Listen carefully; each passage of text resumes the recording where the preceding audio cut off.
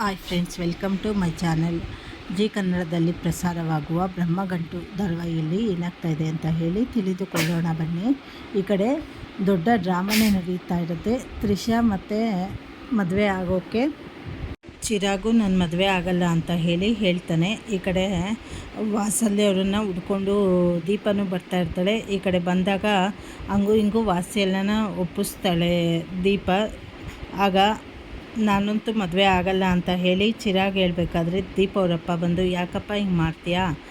ನೀನು ಮದುವೆ ಆಗಬೇಕು ನೋಡು, ವಾತ್ಸಲ್ಯನೇ ಒಪ್ಪಲ್ಲದವಳು ಒಪ್ಪಿದಳು ತಾನೇ ಮದುವೆ ಆಗೋಕ್ಕೆ, ಇನ್ನೇನು ನಿನಗೆ ಕಷ್ಟ ಅಂತ ಹೇಳಿದಾಗ ಚಿರಾಗ್ ಯೋಚನೆ ಮಾಡ್ತಾನೆ.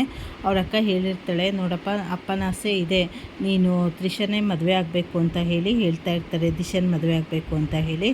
ಹಾಗೆ ದೀಪ ಅಷ್ಟೇ ಹೇಳಿರ್ತಾಳೆ, ನೀವು ಅವಳನ್ನ ಮದುವೆ ಆಗಿ ಅಂತ ಹೇಳಿ ಹೊರಟೋಗ್ಬಿಟ್ಟಿರ್ತಾಳೆ.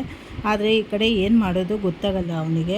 ಆಮೇಲೆ ಕೊನೆಗೆ ಆಯಿತು ನಾನು ಮದುವೆ ಆಗ್ತೀನಿ ಅಂತ ಹೇಳಿದಾಗ, ನಡೀರಿ ಮದುವೆ ಮಂಟಪಕ್ಕೆ ಹೋಗೋಣ ಅಂತ ಹೇಳಿ ಸೌಂದರ್ಯ ಹೇಳಿದ್ದಕ್ಕೆ, ಇಲ್ಲ ಅಲ್ಲಿಗೆ ಹೋಗಬೇಕು ಅಂದರೆ ಲೇಟ್ ಆಗುತ್ತೆ, ಇಲ್ಲೇ ಮದುವೆ ಆಗ್ತೀನಿ ಅಂತ ಹೇಳಿ ತಾಳಿ ತೆಗಿತಾರೆ ಜೋಬಿಂದ. ಆಗ ಅವ್ನ ಮಾವ ಹೇಳ್ತಾರೆ, ಅಲ್ವೋ ಮದುವೆ ಇಷ್ಟ ಇಲ್ಲ ಅಂತ ಹೇಳಿ ತಾಳಿನೆಲ್ಲ ಇಟ್ಕೊಂಡು ಓಡಾಡ್ತಾ ಇದೆಯಲ್ಲೋ ನೀನು, ಸರಿ ಬೇಗ ಕಟ್ಟು ಅಂತ ಹೇಳಿದಾಗ ಸರಿ ಅಂತ ಹೇಳಿ ಎಲ್ಲರ ಎದುರುಗಡೆ ತಾಳಿ ಕಟ್ತಾನೆ.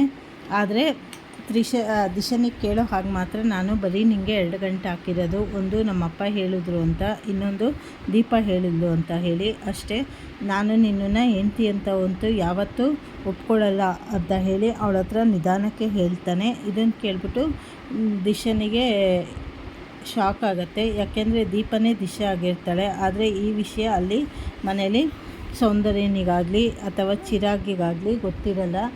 ಇನ್ನು ಮುಂದಿನ ಸಂಚಿಕೆಗಳಲ್ಲಿ ಏನೇನು ತಿರುವು ತೆಗೆದುಕೊಳ್ಳುತ್ತೆ, ಅವಳೇ ನಿಜವಾದ ದೀಪ ಅಂತ ಹೇಳಿ ಎಲ್ಲರಿಗೂ ಚಿರಾಗಿ ಗೊತ್ತಾಗತ್ತಾ ಅಂತ ಹೇಳಿ ಮುಂದಿನ ಸಂಚಿಕೆಗಳಲ್ಲಿ ತಿಳಿದುಕೊಳ್ಳೋಣ. ಹೊಸದಾಗಿ ಯಾರ್ಯಾರು ಚಾನಲ್ ನೋಡ್ತಾ ಇದ್ದೀರಾ, ಚಾನಲನ್ನು ಲೈಕ್ ಮಾಡಿ, ಶೇರ್ ಮಾಡಿ, ಸಬ್ಸ್ಕ್ರೈಬ್ ಮಾಡಿ. ಧನ್ಯವಾದಗಳು.